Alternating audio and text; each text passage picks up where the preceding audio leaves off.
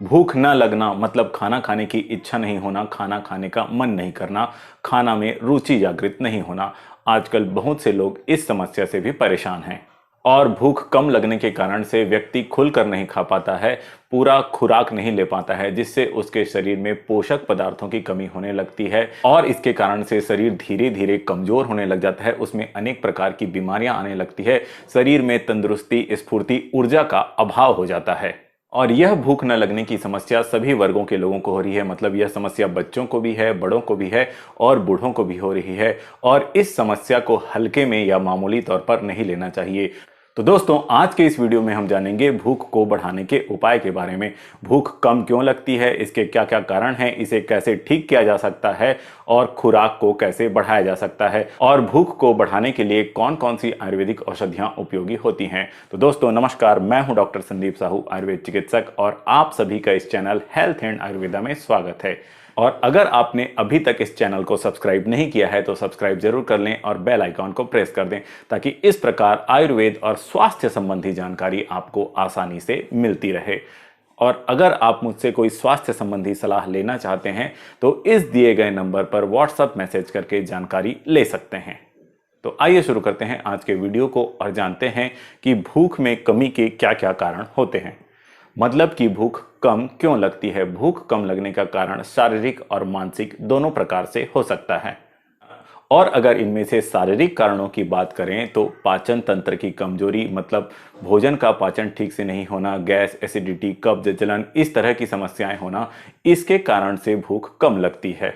इसके अलावा पेट से जुड़ी कई प्रकार की बीमारी जैसे कि गैस्ट्राइटिस, आंतों में सूजन, हेपेटाइटिस या लीवर में सूजन, लीवर की कमजोरी और आईबीएस जैसी कुछ समस्याओं के कारण भी भूख कम लगती है। इसके अलावा कुछ और अन्य गंभीर बीमारियां जैसे कि एड्स, कैंसर, किडनी की बीमारी, इन सभी बीमारी में भी भूख साधारणतः कम लगती है। और अगर मानसिक कारणों की बात करें तो चिंता, तनाव, टेंशन या स्ट्रेस, अधिक गुस्सा होना, ज्यादा दुखी होना, इन सभी मनोभावों के समय भी भूख कम लगती है। और इसके अलावा कुछ और कारण भी होते हैं जिसके कारण हमें भूख कम लगती है। इसको मैं वीडियो के लास्ट में बताऊंगा। और आइए अभी हम जानते हैं कि इस भूख न लगने की समस्या या भूख में कमी की समस्या को किन किन घरेलू उपायों से दूर किया जा सकता है। भूख कम लगने पर या खाने की इच्छा नहीं होने पर 1 चम्मच नींबू का रस, 1 चम्मच अदरक का रस और इसमें थोड़ा सा नमक मिलाकर खाना खाने से 10 से 15 मिनट पूर्व चाट कर खाने से मुंह का स्वाद बदलता है, मुंह का कड़वापन दूर होता है और भूख खुलकर लगती है।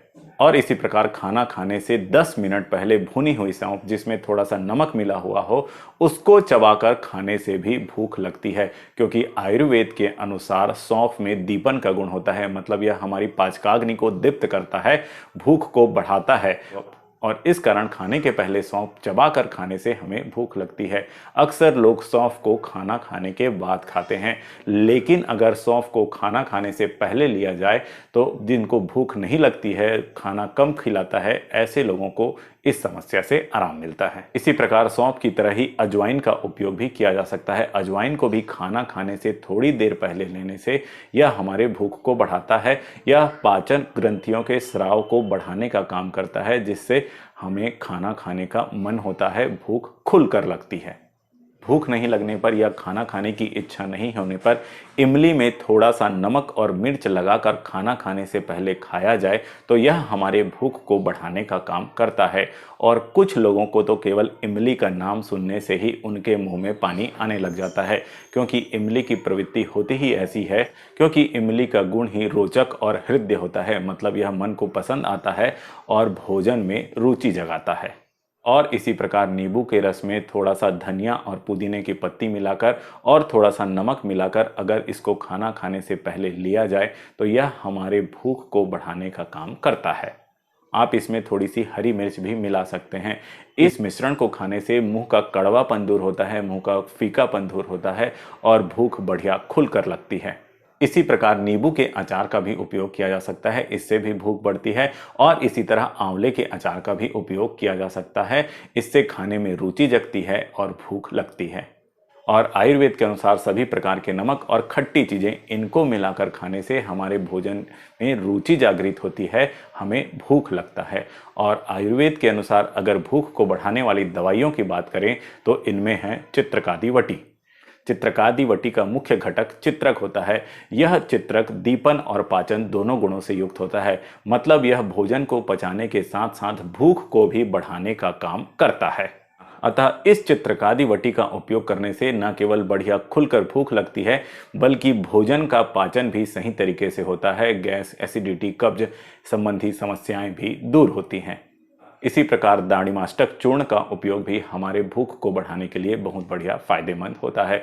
इसका मुख्य घटक अनारदाना मतलब दाढ़िम का चूर्ण होता है और यह दाढ़िमाष्टक चूर्ण भी हमारी भूख को बढ़ाता है, खाने में रुचि को जगाता है और इसके साथ साथ ही खाने को पचाने में मदद करता है, पाचन संबंधी समस्याओं को दूर करता है। तो इस प्रकार इन घरेलू उपायों को अपनाकर और इन आयुर्वेदिक दवाओं का उपयोग करके हम भूख कम लगने की समस्या से छुटकारा पा सकते हैं, इस समस्या को दूर कर सकते हैं। लेकिन अगर यह समस्या बहुत ज़्यादा दिनों से हो और इन उपायों को लेने के बाद भी ठीक नहीं हो रही हो तो हमें ज़रूर अपने चिकित्सक से संपर्क करना चाहिए और उनकी सलाह अनुसार दवा लेनी चाहिए। लेकिन इसके साथ साथ कुछ और भी बातें होती हैं जिनका ख्याल रखकर हम अपनी भूख को बढ़ा सकते हैं। मतलब इन बातों को भी ध्यान में रखने से हमारी यह समस्या मतलब भूख न लगने की समस्या कम होती है। जैसे हमें रोज एक नियत समय पर, एक तय समय पर, निश्चित समय पर खाना खाना चाहिए। इससे शरीर खुद ब खुद इसके अनुसार एडजस्ट कर लेता है और तय समय पर हमें भूख लगने लगती है।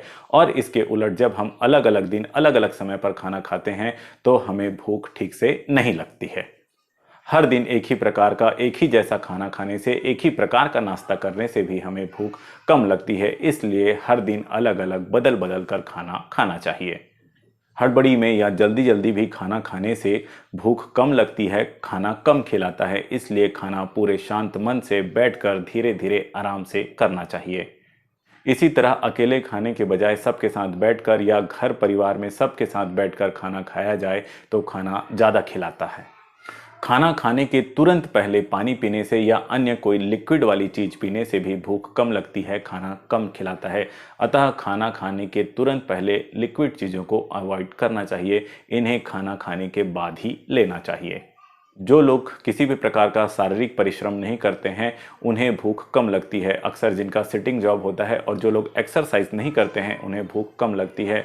अतः भूख आपको बराबर लगे इसलिए आपको प्रतिदिन किसी भी प्रकार का वर्कआउट या फिजिकल एक्सरसाइज जरूर करना चाहिए।